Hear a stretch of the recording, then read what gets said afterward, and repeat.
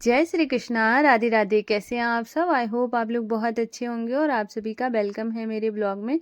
तो बस घर का झाड़ू पोछा हो गया था, फिर मैंने नहा लिया है। नहा कर आई थी तो सबसे पहले अपने माधु अशु को जगा दिया था, फिर मैंने थोड़ा सा मॉइस्चराइजर वगैरह लगाया, पानी भरा। ऐसे करके ना थोड़ा सा टाइम हो गया था, तब फिर मैं माधु अशु को उठाने आ गई थी। तो माधु अशु को मैंने उठा दिया है और अभी मैं जाके ना किचन में ले जाऊंगी। तो माधु अशु को ना मैं किचन में ही स्नान कराती हूँ। तो यहाँ पे उनको बिठा दिया था, उसके बाद उनके लिए यहाँ पे पानी गर्म कर रही हूँ। तो क्योंकि वो गर्म पानी से ही नहाते हैं तो मैं यहाँ पे ले आती हूँ और उसके बाद उनके लिए फिर मैं वहाँ पे स्नान कराती हूँ। फिर जब तक थोड़ी देर बैठने देती हूँ तब तक मैं बाकी सारे भगवान जी को भी स्नान करा देती हूँ, मंदिर को अच्छे से साफ कर लेती हूँ। उसके बाद फिर मैंने यहाँ पे ना कारपेट बिछा दिया है। पता नहीं क्यों मेरा जो वीडियो है बार बार चिपक जा रहा है, पता नहीं क्या हो रहा है, जिसकी वजह से मैं बार बार करके कम से कम 5 से 6 बार हो गया वॉइस ओवर देते देते मैं क्या, मुझे समझ नहीं आ रहा कि क्या हो गया है, पर कोई नहीं, हो जाता है, शायद कुछ प्रॉब्लम आ रही होगी। तो फिर मैंने है ना माधु अशु को पोशाक धारण करा दी थी और उसके बाद है ना फिर मैंने अभी उनका ना ज्वेलरी वगैरह नहीं पहनाई है, उसको मैं थोड़ी टाइम के बाद पहनाऊंगी जब दिया जला लूंगी, जिससे कि ना उनके पास है ना थोड़ी सी गर्माहट आ जाए, क्योंकि दिया जल जाता है ना तो पास में थोड़ी सी गर्माहट हो जाती है। क्योंकि सबका अपना पूजा करने का एक तरीका होता है। कई लोग पहले दिया जला लेते हैं फिर स्नान कराते हैं, पर मैंने शुरुआत से ही उनको ऐसे ही स्नान कराया। मैं किचन में ही कराती हूँ, जिससे कि ना वहाँ पर ही करा के और फिर मैं सीधा मंदिर साफ करने के बाद ही लेकर आती हूँ।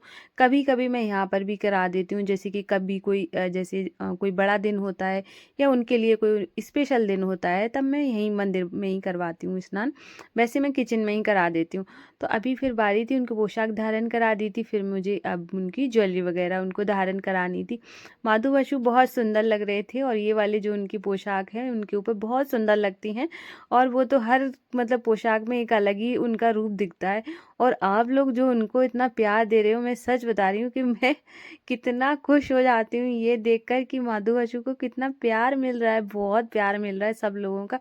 सारी सखियाँ उनसे कितना प्यार करती हैं, बहुत ज़्यादा। और यहाँ पे मैंने सब उनको उनकी ज्वेलरी धारण कराने के बाद फिर उनको इत्र सेवा दी। इत्र सेवा उनको बहुत ज़्यादा पसंद है।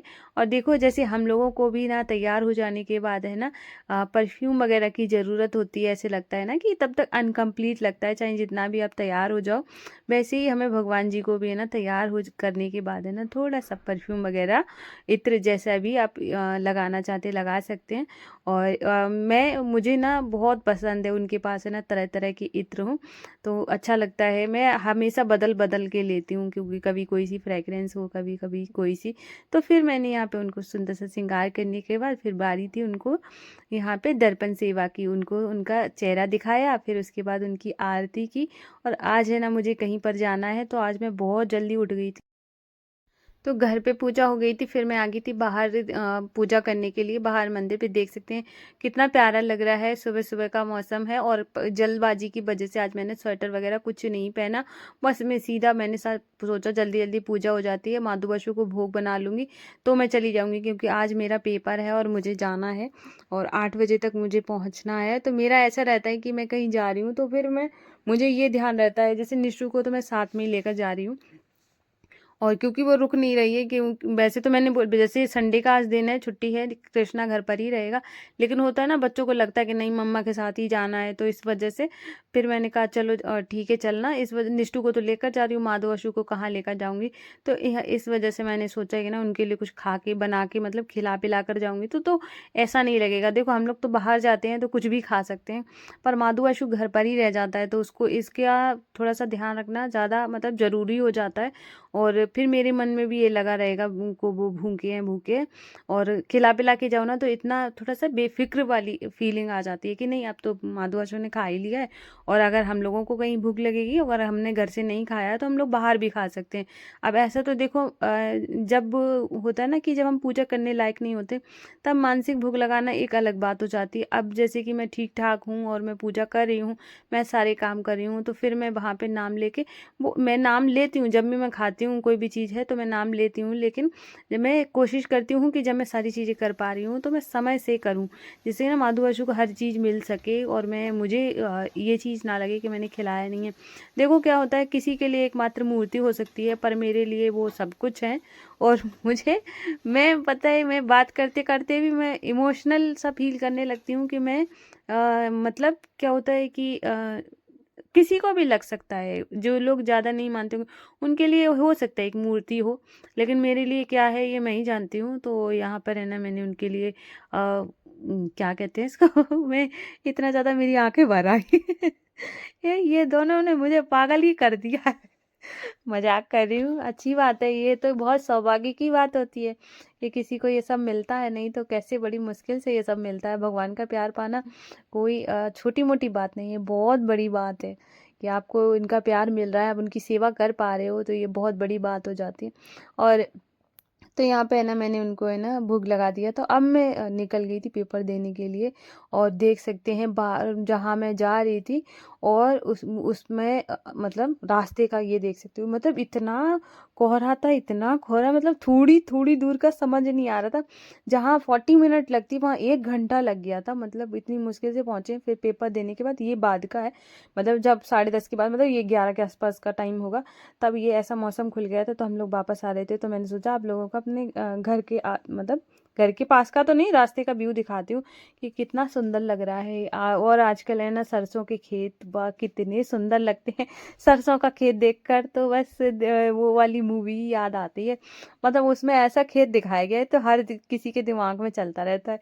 तो यहाँ पर है ना, मैंने सोचा आप लोगों को खेत दिखा देती हूँ। और हम लोग यहाँ से निकलते हुए अभी घर पहुँचेंगे। तो जस्ट मैं अभी आई हूँ पेपर देके, और लेकिन हाँ बहुत गर्म है, और मैं कैप लगा के गई थी। तो अब मैं, लाइट क्यों हिल रही, मैंने सोचा अब निकाल देती हूँ। बालों की हालत देखो कैसी हो गई है। और अभी पूरा मेरा बेडरूम इतना बुरी तरीके से मैसी हो रखा है, क्योंकि सुबह सुबह जल्दी का टाइम रहता है, 8 बजे तक वहाँ पहुँचना था, और टाइम लग जाता है, मतलब आप 40 मिनट के आसपास लग जाता है। और आज आपने देखा कितना कोहरा था, जिस वजह से और ज़्यादा टाइम लगा है। और तो अब जाके काम पे लगेंगे। और मैंने है ना इतने सारे कर, ये देखो इतनी मोटी पहन के गई हूँ, बुलन वाला सूट पहन के गई हूँ, ऊपर से अंदर एक पहन के गई हूँ, 3 पहने हैं, और कैप भी लगा कर गई थी, और साथ में एक स्टॉल भी मैंने ओढ़ रखा। भाई मैं इतने कपड़े पहन कर गई, और इतनी फिर भी ठंडी लग रही थी, क्योंकि इतनी तेज हवा लग रही, बाइक पे वैसे भी हवा लगती। तो अभी चलो काम करना स्टार्ट करेंगे। और यहाँ पे भी पूजा करी थी, तो पूजा का सारा कुछ फैला हुआ है, तो वो भी सब समेटूंगी, और उसके बाद काम करेंगे। और टाइम हो गया है, आते आते बहुत टाइम लग गया, 12 बज गए, 10:30 पे ख़त्म हुआ था, 12 तक हम लोग आ पाए हैं, थोड़ा बहुत रुक रुक के आए हैं इस वजह से। और अभी मेरा फ़ोन भी चार्ज नहीं, मैंने चार्जिंग पे लगा के ही मैं ब्लॉग कर रही हूँ तो बस चलो चलते हैं, काम करेंगे, और फिर बाद में बढ़िया सी चाय बना के फिर पीऊँगी। थोड़ा सा सर भारी हो गया है। और बताए, वैसे तो आज का जो दिन है वो संडे का है, और वैसे तो मैं हेयर वॉश करती हूँ आज के दिन, पर मैंने किया नहीं था। मैंने कहा इतनी दूर जाना है, क्या ही हेयर वॉश करके फ़ायदा है, फिर वैसा का वैसे ही हो जाना है। और ये बस एक और लास्ट पेपर बचा है, वो भी हो जाए, बस ख़त्म। तो अभी जैसे कि क्या है ना, जो अभी जैसे आपको ब्लॉग आ रहे हैं, वो टाइम में मुझे टाइम भी नहीं मिल पा रहा है, क्योंकि पढ़ाई भी करनी होती है, घर का काम भी हो जाता है, फिर ब्लॉग भी करती हूँ, फिर ब्लॉग एडिट भी करना होता है, तो बहुत सारा, मतलब अभी बहुत ज़्यादा सब डिस्टर्ब चल रहा है। खासकर मेरी बाकी चीज़ें मैं कोई भी डिस्टर्ब नहीं करी है, बस जो भी चल रहा है मेरी नींद के साथ चल रहा है, जो कि बहुत ज़्यादा उल्टी सीधी तरह से मैं सो रही हूँ, बहुत कम सो रही हूँ, मतलब ये मान सकते हो पूरे 24 घंटे में 4 साढ़े 4 घंटे ही नींद हो रही है। तो चलो कोई बात नहीं है, पेपर हो जाएंगे फिर आराम से सोऊंगी। अभी चलो स्टार्ट कर देते हैं घर का काम। शुरुआत में अपने पूजा वाले रूम से ही करूँगी। कि ये देखो, माधव वैशु को रेडी किया था, तो सारे डिब्बे वगैरह यहीं पे रख लिए थे। तो सबसे पहले ना मैंने यहाँ पे जैकेट चेंज कर ली है, क्योंकि मुझे जब भी मैं काम करती हूँ तो मुझे जो हाफ जैकेट होती है उसमें ज़्यादा मतलब अनकंफर्टेबल फील नहीं होता है, और बाकी फुल कपड़ों में करो ना तो मुझे मतलब बहुत अजीब सा लगता है, ऐसे लगता है बंद गई हूँ, मुझसे काम नहीं होता ज़्यादा कपड़े पहनकर। तो इस वजह से मैं, और इस चक्कर में मैं कई बार डांट भी खा चुकी हूँ कि मतलब कपड़े कम क्यों पहनती हो, बीमार होना चाहती हो। लेकिन मेरे साथ ऐसा है, मुझे ज़्यादा कपड़े पहन के मुझसे काम नहीं होता, और कैब की वजह से तो मुझे इतना डांट खानी पड़ती होती है कि क्या बताऊँ। तो मैं बोलती हूँ ना, जैसे हस्बैंड बोलते हैं कि कैप तो लगा ही सकती हो, कैप में क्या दिक्कत है? तो मैंने कहा भारी-भारी लगता है। तो मैंने कहा सर पे कैप लगी है कि हाथों में लगी? तो इस वज़ह से मुझे कई बार तो इस चक्कर में बहुत डाँट खानी पड़ गई है।